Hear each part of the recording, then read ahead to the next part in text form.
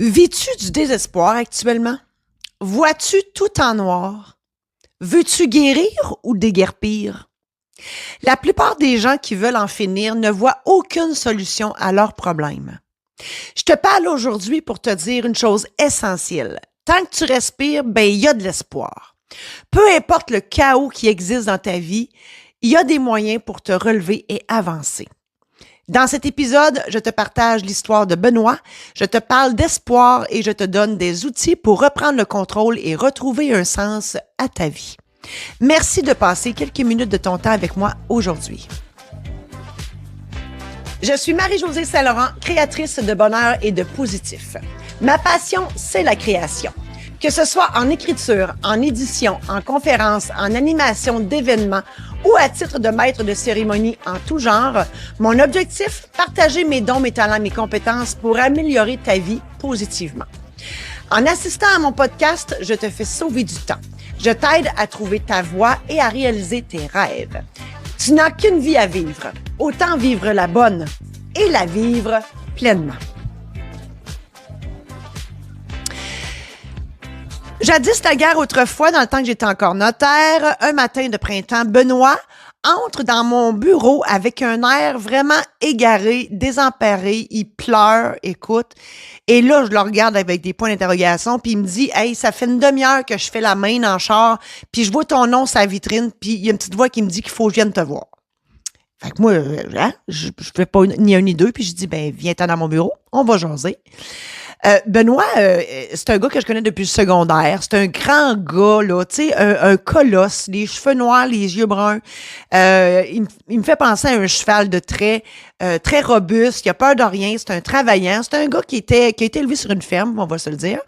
Et au secondaire, c'était un gars qui aimait bien nous agacer, les filles. Et on s'appréciait, on avait du fun, mais tu sais, sans plus, là. C'était vraiment de la bonne camaraderie. Mais là, Benoît, ça fait comme 20-25 ans que je l'ai pas vu. Fait que je me dis, mon Dieu, mais qu'est-ce qui se passe de le voir comme ça?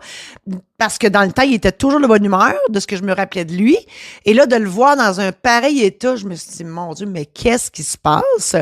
Et là, lui, il m'explique qu'il est revenu de son 3 mois dans l'Ouest parce qu'il travaille dans les mines là-bas. Il y a 2 semaines de congé. Et quand il est arrivé dans la maison, sa femme, elle avait laissé une lettre sur la table en disant qu'elle s'en allait, puis qu'elle ne reviendrait plus jamais. Puis là, les enfants n'étaient pas là, évidemment. Les enfants sont à l'école. Puis là, moi, je dis, voyons, elle est partie où? Puis pour combien de temps? Il dit, non, il dit, elle ne reviendra pas, pantoute. Elle est partie, nada, fini. Elle n'est plus capable de vivre ces 3 mois partis, puis son 2 semaines ici. Puis elle a dit, moi, je suis écœurée, je veux plus rien savoir de m'occuper de tout. Fait qu'elle est partie. Fait que là, je fais comme, OK, là, je comprends pourquoi t'es tout à l'envers, mais y avait-tu des indices qui te faisaient comme croire qui aurait pu te faire croire qu'il se passait quelque chose? Il dit pas pantoute. Il dit, oui, ça arrivait qu'on se pognait, mais tu sais, on comprend-tu que, puis dans ce temps-là, il n'y avait pas de Facebook, il n'y avait pas de réseaux sociaux, là, il y avait même que le téléphone.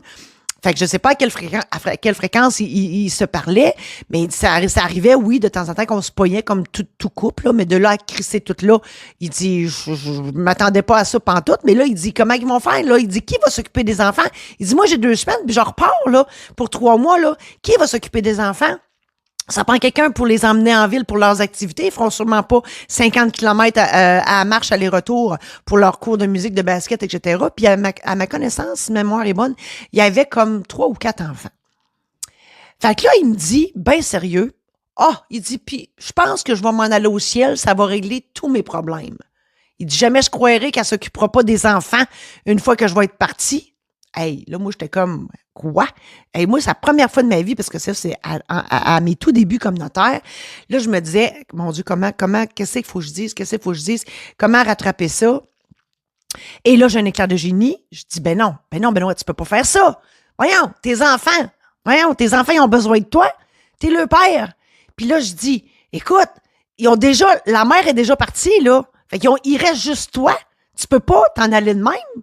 Voyons, c'est à toi maintenant de t'en occuper, puis on va trouver des solutions, puis tout. Mais il dit, comment je vais faire? Bon. Bref, on a jasé beaucoup, mais il était encore très fragile quand il est parti. Fait que j'ai dit, laisse-moi, parce que ça, c'est en avant-midi. Fait que j'ai dit, laisse-moi finir mon avant-midi, puis on va aller dîner ensemble. Moi, je faisais jamais ça, mais là, je me disais, j'ai pas le choix, faut que je le fasse. Il a dit, c'est correct. Il dit, m'en aller faire mes commissions, puis on se rejoint au restaurant. Fait que durant le repas, on a discuté, puis là, j'y ai aidé à trouver de la façon d'annoncer aux enfants que maman est partie, puis de comment il allait s'organiser avec les enfants. Finalement, il a appelé ses parents, puis les parents de Benoît, ben, ils allaient prendre les enfants sur leurs bras. Donc, ils allaient s'en occuper durant que Benoît allait travailler. Fait que bref, on s'est quitté du restaurant. Je voyais que Benoît, il allait mieux. Et il m'a fait promettre qu'il allait pas faire rien de grave, puis qu'il allait me donner des nouvelles. Moi, j'ai dit, garde, j'ai dit, là, tu as 2 semaines, avant que tu repartes travailler, tu viens me revoir. Il dit, pas de problème, oui, je vais revenir. Écoute, ce matin-là, que je m'en allais travailler au bureau, je pensais jamais que j'allais sauver quelqu'un. Là. Vraiment, c'était pas dans mes cordes. Puis, tu sais, oui, je fais de la psychologie à Saint-Saëns dans mon bureau, mais mon Dieu, là, c'était quelque chose. Là. Mais finalement, grâce à mon intuition, puis mes guides et l'univers, ben, j'ai réussi à trouver les bons mots et les bonnes idées pour que Benoît reste en vie. Et écoute, 20 ans plus tard, une des filles à Benoît est venue s'acheter une maison avec moi. Et toute fière, elle est rentrée dans mon bureau, puis elle dit, c'est moi la fille de Benoît. Elle dit, tu sais, là, elle dit Benoît, là. Et moi, je savais pas ce que son père y avait dit, mais visiblement, elle était au courant de quelque chose. Puis j'ai fait comme, ben voyons, OK. J'avais raison ce matin-là de prendre le temps de l'écouter, puis de l'aider, puis de trouver des solutions avec lui. Il y a un proverbe qui dit à trop avoir le nez collé sur l'arbre, ben on voit pas la forêt. J'aime bien cette image-là parce qu'effectivement, prendre du recul, c'est la meilleure chose à faire avant de prendre une décision aussi fatale que le suicide, on s'entend. Il faut toujours faire confiance à son intuition, il faut l'écouter, sa petite voix. Et si elle dit de t'en aller, non, c'est pas une bonne réponse. Il faut aller demander conseil. Benoît, ce matin-là, il a dit, je vois ton nom, ma petite voix, elle me dit, faut que j'aille la voir. Puis, sans trop savoir pourquoi, il est venu, puis il avait raison parce que je l'ai aidé. Tu sais, dans le fond, Benoît, si on résume son histoire, il était en plein désespoir parce que sa femme est partie. Lui, son problème, c'est, mon Dieu, qu'est-ce qui va se passer avec les enfants? Qui va s'en occuper? Puis lui, dans sa tête de gars, on va se le dire, dans sa tête de gars qui gère les solutions, il a dit, hey, si je m'en vais, là, ça va régler le problème. Son problème à lui, mais certainement pas le problème de ses enfants puis tout ce qui vient avec. Et donc, oui, avec le recul, donc, à jaser, bon, on a trouvé des solutions, puis ses parents vont l'aider, etc. Mais au début, il n'en voyait pas de solution, là. Pour lui, c'était, je vais m'en aller dans la tête, ça va finir là. Et bref, on voit bien que dans ces situations-là de désespoir total, ben, de jaser, d'aller chercher de l'aide, de jaser, ben, ça t'empêche de faire le pire. Parce que, on va se le dire, on en a tous des moments où on pense que tout est en train de s'effondrer. Hein? Benoît, lui, en un clin d'œil, en une lettre sur sa table, toute nette pétée, là. Hein? Plus de femme, plus d'équilibre, plus rien. Là, là, sa vie venait de basculer complètement. Mais c'est dans ces moments-là qu'il faut se souvenir que, oui, dans la vie, tout peut changer. Hein? Il ne faut rien prendre pour acquis dans la vie, puis on va se le dire, il y a 2 choses qui nous drivent dans la vie, l'argent puis l'amour. Et dans le cas de Benoît, visiblement, il y avait un choix à faire parce que lui, oui, il allait travailler 3 mois dans l'Ouest parce que c'était payant, donc il y avait de l'argent à ramener au bercail, mais ça lui a fait perdre sa femme. Fait que c'est sûr que lui, là, mais là, il ne voit pas ça, là, le rendu là. Lui, il voit rien, là. OK? Lui, il voit juste une porte de sortie. C'est la mort. Au lieu de chercher des solutions puis de prendre des décisions. Toi aussi, tu vis peut-être, ou tu as peut-être vécu, ou tu vis peut-être ce sentiment d'être acculé au pied du mur. Hein? Je te dirais que, si c'est le cas, le suicide, c'est une mesure définitive à un problème qui est vraiment temporaire. Tu as la capacité de transformer ta douleur en force, de trouver une solution, même si à première vue, tu penses qu'il n'y en a pas. Hein? Dans le fond, là, quand tu es dans ton désespoir, ben, c'est la peur que tu vis. La peur, tu as tellement peur de ce qui va se passer que tu es mieux fuir dans la mort. Hein? La peur, donc dans le cas de Benoît, c'était la peur de qu'est-ce qui va arriver quand je vais être partie, c'est qui va s'occuper des enfants, tout ça. Ma vie vient de basculer, je vis dans un inconfort incroyable. Ben, écoute, l'inconfort, quand tu as peur, c'est un incontournable pour évoluer. Dans le cas de Benoît, oui, ça fait ça. Oui, ça fait mal, ça fait peur de se retrouver tout seul avec des enfants alors que tu vas travailler 3 mois à l'extérieur. Mais c'était simplement pour le faire évoluer dans une situation ou à tout le moins de prendre des décisions pour changer celle-ci. Accepter aussi d'être la personne responsable des enfants, là. Ça, c'était devenu son chaos nécessaire. Hey, là, il a réalisé en me parlant que quand j'y ai parlé de dire, ben voyons, Benoît, tu peux pas t'en aller, il a compris que là, il était la personne responsable pour les enfants, donc il pouvait pas s'en aller. Hein? Et il y a toujours une vie meilleure à vivre. Hein? Mon chum, là, il dit tout le temps, il y a toujours quelqu'un pire que toi ailleurs, ou il y a toujours pire ailleurs. Hein? Donc, ça, c'est le moyen de se comparer, de dire, ben, finalement, oui, c'est ce que je vis, c'est quelque chose, mais il y a des solutions. Dans le fond, ce que j'essaie de dire, c'est si tu es dans un désespoir épouvantable, ben, tu dois focusser sur le positif. Hein? Je sais que c'est dur. Ben, dans le cas de Benoît, hein, je lui ai dit, t'es encore là pour s'occuper de tes enfants. Hein? Lâche prise sur ce que ta femme, les raisons pour lesquelles ta femme est partie, lâche prise pour l'instant, là. Puis en plus de ça, dis-lui donc merci. Hein? Si elle est partie, c'est parce qu'il doit avoir mieux ailleurs, puis tu vas développer une relation privilégiée avec tes enfants. Et oui, c'était visiblement le cas quand sa fille est revenue me voir 20 ans plus tard. Je te dirais qu'il y a, m'a faire 2 analogies. La première, quand un arbre est abattu, hein, tu coupes un arbre, ben ses racines sont encore là. Et ça, c'est la même chose pour toi. Oui, tu penses que tu es déraciné, mais en réalité, là, tu t'es fait couper les ailes, on va se le dire, mais tu as tout encore pour que ça repousse. Tu as tout en toi pour faire repousser tes ailes. Je parle d'arbre, je finis en aile, c'est drôle. La deuxième analogie que je pourrais dire, tu sais, mettons, t'es en bateau, là, il y a une tempête, là, puis là, tu cherches le phare, parce qu'il y a un phare souvent, là, sur le bord des berges, là. Tu cherches le phare, puis tu le trouves pas, parce que la tempête est là, mais tu le sais que le phare, il est à quelque part, pas loin. Il faut juste que tu le cherches, il faut juste que tu cherches des solutions, donc, dans ta tempête. Dans ma vie de notaire, là, peux-tu te dire qu'il y a beaucoup de gens qui sont venus me rencontrer avec un désespoir incroyable. Écoute, j'étais notaire pendant 31 ans, donc c'est arrivé à plusieurs reprises. Et ce que j'ai fait, ben je les ai écoutés, je les ai aidés au meilleur de ma connaissance avec toute ma bienveillance. Je les ai certainement pas jugés. Et je me disais, ben écoute, je suis là, je suis là au bon moment. Et heureusement, ces gens-là sont tous encore en vie aujourd'hui. Pourquoi? Parce que à tout problème, il y a une solution. Et là, aujourd'hui, je te parle de ruptures qui amènent à penser, à avoir des pensées suicidaires, mais ça peut être tellement d'autres choses. Ça peut être que tu as subi un accident. Ça peut être que tu as une maladie nouvellement diagnostiquée. Ça peut être le décès d'un proche, que tu as des problèmes financiers, tu viens de perdre ta job, etc. On s'entend? Quelque chose de terrible. Mais l'idée, là, c'est de te dire que dans tout ça, là, tu respires encore. Puis si tu respires, il y a de l'espoir. Tu as juste à prendre du recul pour voir la forêt, c'est-à-dire voir les solutions qui sont là pour t'aider.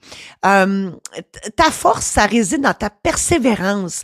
Et ta persévérance, ben, c'est justement de trouver des solutions et de peut-être de te donner des petits objectifs petit à petit pour arriver à quelque chose d'extraordinaire. Oui, faut que tu demandes de l'aide. Faut pas que tu aies peur de parler. Et garde espoir que tout va aller mieux par la suite. Hein? Je dis focus sur le positif. Ce qui t'arrive, c'est juste un signe que l'univers t'envoie pour te dire qu'il faut que tu changes quelque chose. Et visiblement, dans l'histoire de Benoît, c'était qu'il fallait qu'il change de travail. Ça lui avait fait perdre sa femme. Et là, il y avait des enfants à s'occuper. Et il fallait qu'il change quelque chose dans sa vie. Donc, les étapes pour avancer malgré ton désespoir. Premièrement, de reconnaître la situation. Hein? Benoît, il a reconnu qu'il y avait un méchant problème. Prends donc des grandes respirations avant de faire l'irréparable. Puis après ça, cherche du soutien, cherche de l'aide. Bon, ce matin-là, c'est moi qui est apparu dans la tête de Benoît, mais ça peut être des proches, ça peut être le Centre de prévention suicide. Et parle, oui, de ce que tu vis. Puis ces gens-là vont trouver des solutions avec toi. Faut que tu analyses pourquoi tu es rendu là, comment régler ça. À partir de quand ça a commencé à chirer dans ta vie, tu sais, bon, tu comprends, faut que tu te poses des questions. Et de grâce, fais confiance à ta petite voix, ton intuition qui te parle, c'est ta meilleure alliée dans ça. Et crois en l'univers, et là je parle de l'univers, mais ça peut être Jésus, Bouddha, Allah, Jéhovah, la poune, les extraterrestres, Elvis, peu importe, on comprend, c'est la force supérieure au-dessus de toi. Comme à l'habitude, je te partage des citations et je renchéris sur celle-ci pour étayer mon propos. Une belle citation. Ne perds jamais espoir. Lorsque le soleil se couche, les étoiles apparaissent. C'est donc bien beau, ça. Autrement dit, il y a toujours de l'espoir. Hein? La vie est ainsi faite. Tu manges une claque sur la gueule, mais tu vas pouvoir te relever et de relever ce défi-là. Une autre citation. Lorsque tout semble aller contre vous, rappelez-vous que les avions décollent toujours contre le vent. Ah, je l'aime cette citation-là parce que je pourrais dire aussi que c'est dans l'adversité qu'on devient fort. Hein? Tous les obstacles qui arrivent, tous les obstacles qui arrivent dans ta vie, c'est simplement pour te rendre plus fort. Donc, si tu es capable de passer au travers de tous ces obstacles-là, on comprend-tu que tu vas évoluer à une vitesse grand V? Une autre citation. L'espoir, ce n'est pas de croire que tout ira bien, mais de croire que les choses auront un sens. Justement, il faut trouver un sens à tout ce qui t'arrive. Donc, le sens, c'est, il doit y avoir de quoi qui était pas correct. Il doit y avoir quelque chose que tu faisais mal. Tu sais, le quoi, le pourquoi, le qui, le pour qui, le comment, le quand, le où. On comprend qu'il faut que tu te poses des questions pour donner un sens à tous les obstacles qui font de ta vie un enfer, mais un enfer temporaire. Une autre citation. Vis pour ce que demain a à t'offrir et non pour ce qu'hier t'a enlevé. Ah, c'est beau.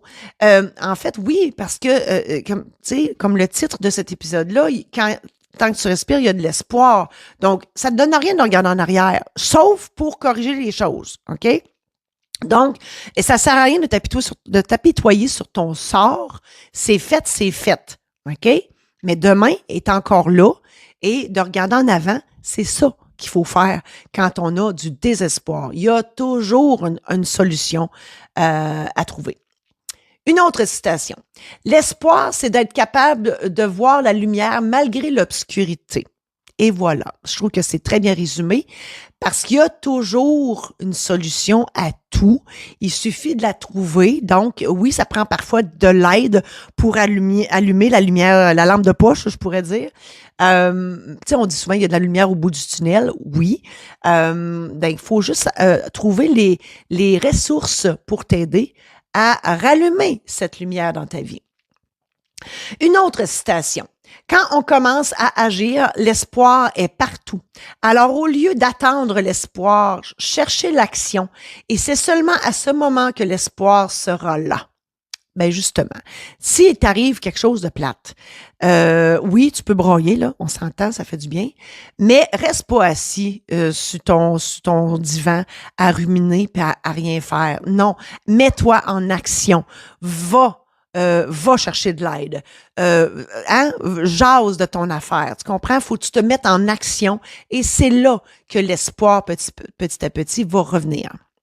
Une autre citation. L'espoir est la seule chose plus forte que la peur. Ah, que j'aime ça. Oui, parce que si tu restes dans ta peur, tu vas rester dedans. Il se passera rien. Tu vas juste avoir peur. Puis la peur, c'est un frein. Donc, il faut que tu traverses ta peur et c'est là que l'espoir va embarquer. Une autre citation. L'espoir est un phare qui éclaire le chemin de la vie. Ben oui. justement. Si tu n'as pas d'espoir, ben c'est sûr que tu verras rien. Tu verras pas en avant qu'est-ce qui peut arriver de bien dans ta vie. Donc, oui, il faut avoir espoir que tout ira mieux. OK? L'espoir, c'est la clé du succès de ta vie. Une autre citation. Ne laissez pas vos pensées de frustration vous conduire à prendre des décisions basées sur le désespoir. Ça peut pas être plus clair, là. Hein? Oui, on peut être frustré. Benoît, quand il est rentré dans mon bureau, il était très frustré que sa femme soit partie. Puis là, bon, c'est ça, il est pogné avec les enfants. Qu'est-ce que je vais faire? Blablabla. Mais faut pas que tu restes dans tes frustrations, puis de juste de ruminer du négatif. Non, parce que si tu rumines du négatif, tu vas semer du négatif, puis là, ça peut aller très mal. Donc, faut que tu transcendes le négatif pour arriver au positif. Une autre citation. Le désespoir est la plus grande des erreurs. Et oui, effectivement. Transforme ton désespoir en espoir. Parce que c'est là qu'est la solution. Puis l'espoir va se trouver en jasant de ton problème et à plein de monde. Et les gens vont comprendre ce que tu vis et ils vont t'aider à trouver des solutions. Une autre citation. Le désespoir n'est qu'un manque d'imagination. Je l'aime celle-là. Effectivement, le désespoir, ça veut dire que tu t'assois, puis tu brailles, puis tu penses à rien, sauf ton malheur, puis c'est donc bien plate, puis là, tu te victimises, puis hop, mon Dieu, que la vie est donc bien plate, puis là, tu vois rien que du noir. Mais si tu as de l'imagination qui va faire en sorte que tu vas trouver des solutions, ben voilà, ton désespoir va se transformer en espoir, tout simplement. Une autre citation. Tant que je respire, j'espère. C'est une autre façon de dire que oui, tant que tu respires, il y a de l'espoir. Ben, c'est ça. Donc, la vie est ainsi faite. La vie, il y a plein d'obstacles qui arrivent, mais il faut pas que tu restes pogné en deux obstacles. Il faut que tu rebondisses pour sauter par-dessus ces obstacles-là. Face à ton désespoir, tu as deux options. La première, c'est de voir tout en noir. Tu ne vois aucune solution à l'horizon. Tu penses que tout est terminé et que tu es mieux de partir. Ta solution, c'est de disparaître au lieu de demander de l'aide. Tout ce que tu veux, c'est de ne plus souffrir et ou de régler ton problème. Et la mort, ben, c'est la seule solution à laquelle tu penses. Tu ne vois pas et ne penses pas aux conséquences de ton geste irréversible sur tes proches. Tu penses que c'est mieux comme ça, qu'il n'y a pas moyen de moyenner. Tes proches t'en voudront d'avoir quitté ce monde alors qu'ils auraient voulu t'aider. Ou, la deuxième option, ton désespoir n'est pas la fin du monde. Tu demandes de l'aide, tu communiques tes émotions négatives à ton entourage. Tu analyses la situation, tu cherches des solutions. Tu fais confiance à la vie et en l'univers que tout arrive pour le mieux. Tu te dis que rien n'arrive pour rien et que le meilleur s'en vient. En résumé, je t'ai raconté le désespoir de Benoît. Je t'ai partagé des trucs pour faire face à la situation positivement. Je t'ai partagé et commenté plusieurs citations qui font réfléchir. Je t'ai présenté des options possibles pour gérer ton désespoir. À toi de décider. J'espère sincèrement que tout ça t'a aidé et je te souhaite bonne chance dans la gestion d'une situation pas évidente à première vue. Besoin de jaser? Je suis là pour t'écouter sans te juger. Ensemble, on trouvera des solutions à ton problème. Pour en savoir plus, consulte le marijosésaint-laurent.com/bonheur 101. On reprend ça la semaine prochaine où je te jase d'estime de soi.